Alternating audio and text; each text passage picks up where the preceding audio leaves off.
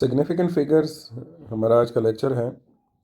और इसकी proper definition में जाने से पहले यहाँ ये एक एग्जांपल देखें। इसमें हमने मीटर रॉड को पिक किया है किसी स्पेसिफिक लेंथ की मेजरमेंट लेने के लिए, जिसमें इसका एक एंड जो है ये वाइट जो हमारे पास लाइन आ रही है स्ट्रेट वाली हॉरिजॉन्टल जो इस मीटर रॉड के साथ है, वो हमारे पास कोई लेट्स से एक स्टिक है जिसकी हम लेंथ मालूम करना चाहते हैं। और इसका जो एक सिरा है, this one which is here shown as this one, तो ये वाला एंड हमें यहाँ पर नज़र आ रहा है। और दूसरा एंड जो है ये बिल्कुल ज़ीरो लाइन पे लगा हुआ है। हमारा सिर्फ यहाँ पर इंटरेस्ट जो है वो ये है कि चूँकि हम यहाँ पर ये मीटर रॉड यूज़ कर रहे हैं, तो इस मीटर रॉड में जो ये वाला पॉइंट है, लेट्स से मैं इस पॉइंट को बी कह देता हूँ, और ए जो है वो यहाँ पर हमारी स्क्रीन से गायब है, जो कि ज़ीरो पर लगा हुआ है और हमें उससे कोई इंटरेस्ट भी नहीं है, क्योंकि ज़ाहिर है वो उसकी मेजरमेंट ज़ीरो से हो रही है। तो हमें अब बी वाला पॉइंट जो है उसकी लोकेशन चेक करनी है, जिससे फिर हमें इस वाइट स्टिक का पता चल सकता है। तो यहाँ पर हम देख रहे हैं कि ये 7 और 8 सेंटीमीटर के दरमियान किसी एक पॉइंट पर रुका हुआ है, इसका ये बी पॉइंट।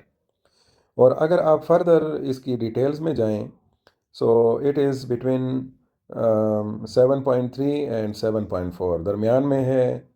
7.3 के करीब है या 7.4 के करीब है। उसका अंदाज़ा लगाने के लिए पहले तो ये चीज़ हमें मालूम होनी चाहिए है कि जो लीस्ट काउंट हम यहाँ पर यूज़ कर रहे हैं, अगर उसको हम सेंटीमीटर में देखें in the case of metre rod, तो वो हमारे पास क्या होगा, 0.1 सेंटीमीटर। और इस वजह से यहाँ पर जो लेंथ है या जो पॉइंट जहाँ पर आया हुआ है, ये बी पॉइंट इन दो स्पॉट्स के दरमियान 7.3 और 7.4 के बीच में आया हुआ है। सो अब उसका ये पता लगाना जो है ये मीटर रॉड के बस की बात नहीं रही। और उसकी वजह क्या है? उसकी वजह इसका लीस्ट काउंट है, क्योंकि लीस्ट काउंट जो है वो कम से कम लेंथ है जिसकी ये मेजरमेंट कर सकता है। सो ये हमारे पास स्मॉलेस्ट डिवीजन है लीस्ट काउंट, और उसकी वैल्यू हमारे पास आ रही है 0.1 सेंटीमीटर। सो 0.1 सेंटीमीटर बेसिकली रिप्रेजेंट किस चीज़ को करता है? 1/10 सेंटीमीटर। इसका मतलब यह है कि 1 सेंटीमीटर को यहाँ पर हमने 10 इक्वल हिस्सों में डिवाइड किया हुआ है। तो अब ज़ाहिर है 1/10 सेंटीमीटर बराबर किसके बनता है? 1 मिलीमीटर। सो अब हम इस 1 मिलीमीटर के अंदर नहीं जा सकते। क्यों? क्योंकि इसकी सबसे कम डिवीज़न जो है वो 1 मिलीमीटर है। और यहाँ पर ये जो बी पॉइंट है, ये वाला एंड पॉइंट, ये एक्चुअली उस 1 मिलीमीटर के विद इन लेंथ को, मतलब हमें एक तरह से टारगेट कर रहा है या हमें अपील कर रहा है कि यहाँ पर इस लेंथ के दरमियान आपको मालूम होना चाहिए है। सो इस तरह से या तो फिर मैं क्या करूँगा, 7.3 की तरफ जाऊँगा या 7.4 की तरफ जाऊँगा, और यहाँ पर एक अनसर्टेनिटी डेवलप हो जाएगी। और इस अनसर्टेनिटी का जो मेन कॉज है वो क्या है? Least count. और इससे जो अनसर्टेनिटी डेवलप होती है उसको हम एब्सोलूट अनसर्टेनिटी कहते हैं। सो अब यहाँ पर ये चीज़ तो क्लियर हो गई है, लेकिन अब मैं जब ये रीडिंग पिक करूँगा, सो क्या मैं 7.3 पिक करूँगा या 7.4 पिक करूँगा? अब इसमें श्योरिटी किस नंबर की है? ठीक है, that is the figure which is either 7 in this case और 7 in this case। ठीक है, लेकिन 3 और 4 जो हैं वो डाउटफुल है। क्यों? क्योंकि उस पर की प्रिसीजन में हम अप्रोच ही नहीं कर सके, ये वो वाला फिगर था। सो इस वजह से अब इस वक्त हमारी जो रीडिंग आ रही है या जो हमने मेजरमेंट की है, अगर मैं 7.3 को पिक करता हूँ या 7.4 को पिक करता हूँ, सो इसमें ये 7 वाला जो फिगर है दोनों केसेस में वो होगा एक्यूरेटली नोन, और ये जो फोर्थ या थर्ड नंबर है यहाँ पर, ये क्या है? First doubtful. ठीक है। सो ये जो दो नंबर से हमारे पास इसकी रीडिंग बनेगी, सो लेट्स से मैं 7.3 पिक करूँ या 7.4 पिक करूँ, सो इस वक्त मेरे पास जो इस रीडिंग की सिग्निफिकेंस होगी, that will be all the numbers which are accurately known along with the first doubtful figure. So in this case, I have two significant numbers, ठीक है, इस रीडिंग में। और इसी तरह से अगर ये लीस्ट काउंट मिसाल के तौर पर 0.01 सेंटीमीटर होता और मैं एग्जैक्टली इसी रीडिंग की फर्दर डिटेल में जाता, सो ऑब्वियसली 7.3, क्योंकि ज़ाहिर है उस वक्त 0.01 सेंटीमीटर का मतलब क्या है कि अब आप A1 को 100 पार्ट्स में डिवाइड कर रहे हैं, and that is equal to 0.1 millimetre, which is further equal to 1/10 millimetre. ठीक है। तो इस तरह से हम अब 1 मिलीमीटर को 10 हिस्सों में क्या कर रहे हैं, डिवाइड कर रहे हैं। सो इस वजह से अब फर्दर हमें डिटेल मिलेगी। और 7 तो अपने ज़ाहिर है डिजिट फॉर्म में है या इंटीजर फॉर्म में है। 3 जो है ये आपका फर्स्ट डेसिमल पॉइंट हो गया, ठीक है, जो किसको रिप्रेजेंट करेगा, इस फिगर को रिप्रेजेंट करेगा। और फिर उसके बाद कोई भी लेट्स से नंबर हो सकता है, like I say that I got 7.35। So now the doubt is on the 5। क्यों? क्योंकि अब जो अगला डाउट आपके पास बनता है वो ये बनता है कि क्या आपके पास फर्दर प्रिसीजन इंप्रूव हो सकती है। लेट्स से मैं क्या अपने लीस्ट काउंट को 0.001 भी ले सकता हूँ? Yes, we know that in the case of screw gauge we take this as a least count. लेकिन इस लीस्ट काउंट के केस में, जो कि ज़ाहिर है आपको पता है वर्नियर कैलिपर का है, सो यहाँ पर हमारे पास जो एक्यूरेटली नोन फिगर्स हैं वो ये 2 हो गए, 7 और 3, और 5 जो है वो क्या हो गया, डाउटफुल हो गया। तो इस तरह से 3 सिग्निफिकेंट फिगर्स, या आप इसको अगर शॉर्ट करके बोलते हैं, सो 3 सिग फिग आपके पास आ जाते हैं। एंड इस तरह से फर्दर डेवलपमेंट होती रहती है। सो ओवरऑल जब आप डिफाइन करते हैं सिग्निफिकेंट फिगर्स, तो हम इसको इस तरह से डिफाइन कर सकते हैं that in any measurement the accurately known digits, as in the case of 7.3 or 7.4 reading, or in the case of 7.35 reading, so accurately known digits, तो इसमें ये 7 और 3 हमारे पास हो गए थे, और इसमें ये 7 हो गया था ये वाले। And the first doubtful digit, तो इसमें डाउटफुल डिजिट हमारे पास 4 है, यहाँ पर 3 है और यहाँ पर 5 है, are called as significant figures. और इसकी सारी डिपेंडेंस किसी भी मेजरमेंट में किस पे जाती है, लीस्ट काउंट पे। जैसे मिसाल के तौर पर एक ही लेवल की रीडिंग में ले रहा था, तो यहाँ पर मुझे इस केस में या इस केस में 2 सिग्निफिकेंट फिगर्स मिल रहे थे। लेकिन मैंने जब लीस्ट काउंट को फर्दर लेस कर दिया, लेट से मीटर रॉड के बजाय मैं वर्नियर कैलिपर पे चला गया, तो मेरे पास सिग्निफिकेंट फिगर्स उसी रीडिंग में क्या हो गए, 3 हो गए। नेक्स्ट टाइम अगर मैं इस लीस्ट काउंट को फर्दर रिड्यूस करूँगा, as in the case of screw gauge, जिसमें 0.001 लीस्ट काउंट यहाँ पर हमारे पास अवेलेबल नज़र आ रहा है, तो इसमें ये फर्दर इसकी जो सिग्निफिकेंस है वो इम्प्रूव हो जाएगी, and we will have 4 significant figures. क्योंकि ज़ाहिर है एक फिगर आपके पास यहाँ पर आएगा और बाकी ये 3 फिगर्स आ जाएंगे, सो टोटल हमारे पास 4 significant figures for this specific reading आ जाएंगे in the case of screw gauge.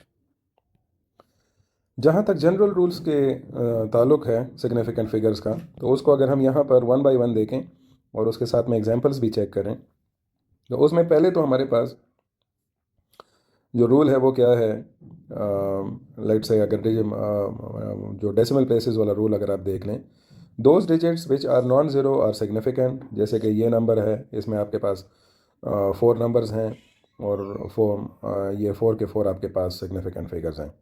इसी तरह से नॉन ज़ीरो नंबर्स हैं, देयर आर 3 सिग्निफिकेंट फिगर्स, ये सिर्फ आपके पास सिग्निफिकेंट हैं। इसी तरह से if any zero precedes the non zero digit then it is non significant.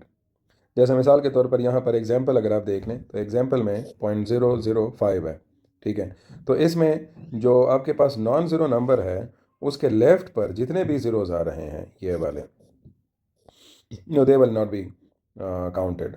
तो इस तरह से इस फिगर में हमारे पास एक सिग्निफिकेंट फिगर रहेगा। इसी तरह से ये दूसरा नंबर है जिसमें है 0.0, ये 0.00232, तो इसमें सिर्फ हमारे पास ये 232 जो है ये 3 सिग्निफिकेंट फिगर्स काउंट होंगे। नेक्स्ट रूल में that if there is a zero between two non zero digits तो उसको सिग्निफिकेंट फिगर कंसिडर किया जाएगा। जैसे कि 4.5006 वाले केस में है, यहाँ पर दो ज़ीरोज़ आए हुए हैं 5 और 6 के दरमियान, सो दे विल बी काउंटेड और ओवरऑल आपके पास सिग्निफिकेंट फिगर्स 5 बनेंगे। Zeros at the end or on the right side of the numbers are also significant, जैसे कि 0.500 में आपके पास सिग्निफिकेंट फिगर्स जो हैं ये तीनों के तीनों काउंट होंगे। Counting the number of objects, for example 5 bananas 10 oranges have infinite figures as these are inexact numbers, ठीक है। क्योंकि ज़ाहिर है आपके पास जो जितना भी वो बनता जाएगा नंबर इंक्रीज़ होता जाएगा, सिग्निफिकेंस उसी के मुताबिक इंक्रीज़ होती जाएगी। और इसमें भी ये मैटर करता है, जैसे मिसाल के तौर पर 500 बनानास हैं,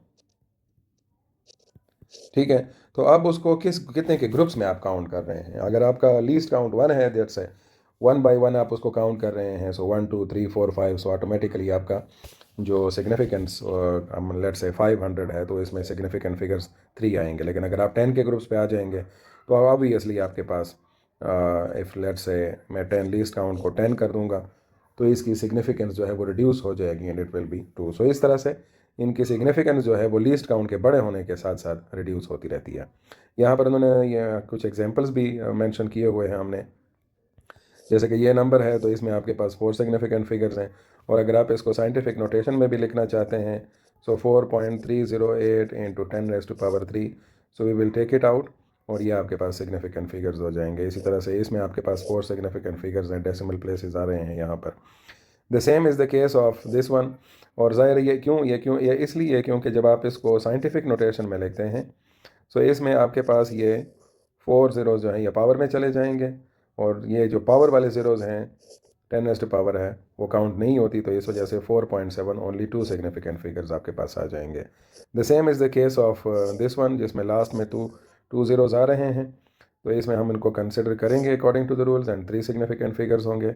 इसमें इन नंबर्स को काउंट किया जाएगा ज़ीरोज़ को, और इन ज़ीरोज़ को काउंट नहीं किया जाएगा। सो ओवरऑल 5 और 2 ज़ीरोज़ आपके पास आ जाएंगे, 3 significant figures. So significant figures in calculation में हमारे पास जो फर्स्ट ऑफ ऑल एडिशन और सब्ट्रैक्शन की एग्जांपल आती है, तो उसमें हमने जितने भी फिगर्स हैं उनको अगर हमने ऐड करना है या सब्ट्रैक्ट करना है, रूल क्या है उसके लिए कि जो फाइनल रिजल्ट है that will contain as many decimal places as are in the figure containing least decimal places of the quantities that were added or subtracted. जैसे मैं यहाँ पर आपको एक सिंपल सी एग्जांपल दे देता हूँ कि मैं थोड़ा सा बड़ी एग्जाम फिगर्स में यूज़ करता हूँ ताकि आपको उसमें सही तरह से समझ आ सके। लेट्स से यहाँ पर जो एग्जांपल है वो इस तरह से है कि 44.5600 ये एक रीडिंग है, let's say I call it as L1। दूसरी रीडिंग है 0.0698, ये L2 है। और तीसरी रीडिंग है 1103.2। अब ये 3 रीडिंग्स ली गई हैं, मैंने अपनी तरफ से इनको लेंथ कंसिडर कर दिया है, और अब मैं क्या करने जा रहा हूँ, इनको ऐड करने जा रहा हूँ। जब मैं इनका फाइनल रिजल्ट निकालता हूँ तो ये बनता है 1147.82985 centimetre in all these cases if I take the reading were taken in the centimetre, 3 lengths थी, उनको ऐड करना था, तो हमारे वाला ये पॉइंट यहाँ पर आ जाएगा हमारे सामने। अब इसमें आप देखें, गौर करने वाली बात क्या है? गौर करने वाली बात यह है कि इसमें आपके पास डेसिमल प्लेसेस कितनी हैं? 5। इसमें डेसिमल प्लेसेस कितनी हैं? 4। और इसमें डेसिमल प्लेसेस कितनी हैं? 1। और हमने अभी सिग्निफिकेंट फिगर्स के टॉपिक में यही बात हम कर रहे हैं कि जितने भी डेसिमल प्लेसेस आपके पास बढ़ते जाएंगे, आपके पास सिग्निफिकेंस इंक्रीज होती जाएगी। सो ये वाली जो रीडिंग है L1 वाली, ये बहुत ज़्यादा सिग्निफिकेंट है, उसके मुकाबले में ये कम है, और सबसे कम हमारी पास ये है। तो अब आप देखें लीस्ट डेसिमल प्लेसेस, तो ज़ाहिर हमारे पास यहाँ पर लीस्ट डेसिमल प्लेसेस हैं, ये हमारी सबसे कमज़ोर रीडिंग है। तो इस वजह से इट विल बी रिड्यूस्ड 1147, बाकी राउंड ऑफ रूल अप्लाई कर लेंगे, 8 हमारे पास बच जाएगा, और 2985 ये डिस्कार्ड हो जाएंगे, राउंड ऑफ हो जाएंगे, एंड दैट विल बी 1147.8। 2 चूँकि जो लास्ट डिस्कार्ड होने वाला नंबर था, इट इज़ लेस देन 5, सो उसमें 8 में कोई एडिशन नहीं होगी, और इस तरह से ये हमारे पास रूल के मुताबिक जवाब आ जाएगा। अब मल्टीप्लिकेशन और डिवीजन के केस में हमारे पास जो रूल फॉलो होगा वो क्या होगा कि जितना भी हमारे पास फाइनल रिजल्ट आता है, चाहे वो मल्टीप्लिकेशन से हो या डिवीजन से हो, that will have the same number of significant figures as the quantity with the smallest number of significant figures. और उसकी भी अगर मैं आपको यहाँ पर छोटी सी एग्जांपल दूँ कि लेट से हमारे पास एक नंबर है 45.26, और उसको हम मल्टीप्लाई कर रहे हैं 2.41 से, ठीक है, और रिज़ल्ट हमारे पास यहाँ से आ रहा है 109.0766, ठीक है। अब आप देखें यहाँ पर सिग्निफिकेंट फिगर्स हैं 4, यहाँ पर सिग्निफिकेंट फिगर्स हैं 3। सो ऑटोमेटिकली रूल के मुताबिक हमने क्या करना होगा? Same number of significant figures as the quantity with the smallest number of significant figures. So ज़ाहिर है एक तरफ 3 है, दूसरी तरफ 4 है, so we will opt for 3, कि हमारे पास रिजल्ट में 3 सिग्निफिकेंट फिगर्स होने चाहिए। आप ज़रा रिजल्ट को देख लें। रिजल्ट में आपने, इसका मतलब यह है कि इनको तो ख़त्म कर देना है राउंड ऑफ से, और ज़ाहिर है जब ये राउंड ऑफ होगा लास्ट 10, तो 109 में कोई एडिशन वगैरह नहीं होगी, रिज़ल्ट हमारे पास आ जाएगा 109। बट अभी इसको हमने साइंटिफिक फॉर्म में लिखना है, तभी जाकर हम इसकी सिग्निफिकेंस को क्लैरिफाई कर सकेंगे। So it will be 1.09 into 10⁻²। ये 10⁻² ऑलरेडी हमने रूल्स में पढ़ लिया था, that it is not discussed in the significance. So अब हमारे पास जो रिज़ल्ट आया है उसमें total number of significant figures जो हैं वो 3 ही आ रहे हैं, ठीक है। तो इस तरह से मुख्तलिफ एग्जाम्पल्स में, न्यूमेरिकल एग्जाम्पल्स में आप इन रूल्स को फॉलो करते हुए मेजरमेंट्स के लिए, ज़ाहिर सिग्निफिकेंट फिगर के लिए आपको लीस्ट काउंट को पिक करना पड़ेगा, और कैलकुलेशन में जो आपको मैंने रूल बताए हुए हैं एडिशन के, बाकी ये जनरल रूल्स यहाँ पर हमने शो कर दिए हैं, ठीक है। मेजरमेंट के रूल के लिए मैंने ये स्पेशल स्केल आपके लिए बनाया था ताकि आपको इसकी सही तरह से समझ आ सके, ठीक है। और इस तरह से मेजरमेंट में सिंपल सी बात हो गई, लीस्ट काउंट हो गया, ये मतलब हमारे पास इसका फाइनल कंक्लूजन इस तरह होना चाहिए है कि मेजरमेंट में लीस्ट काउंट ही आपको डिफ़ाइन करके देगा। इसी तरह से जो रूल्स हैं उनमें फिर आपको इन रूल्स को, जनरल रूल्स को फॉलो करना होगा, और अगर ऐसी कैलकुलेशंस वगैरह आ रही हैं आपके पास, तो उसमें एडिशन और सब्ट्रैक्शन और मल्टीप्लिकेशन और डिवीजन के जो रूल्स हमने यहाँ पर देख लिए हैं, उसी के मुताबिक हमें फिर फॉलो करना होगा अपने रिजल्ट्स को। तो आई होप सो यहाँ पर जो मेजर इश्यूज़ होंगे अंडरस्टैंडिंग के लिहाज से वो सॉल्व हो चुके होंगे। फिर भी अगर आपको इसमें कोई ऐसे सिचुएशन आती है जिसमें कोई पॉइंट समझ नहीं आता, तो कमेंट सेक्शन में उसके बारे में पूछ सकते हैं, अपने दोस्तों के साथ शेयर करें और लाइक करें, ताकि ये एक तरह की मोटिवेशन होती है हमारे लिए, because your one like matters a lot. Thank you.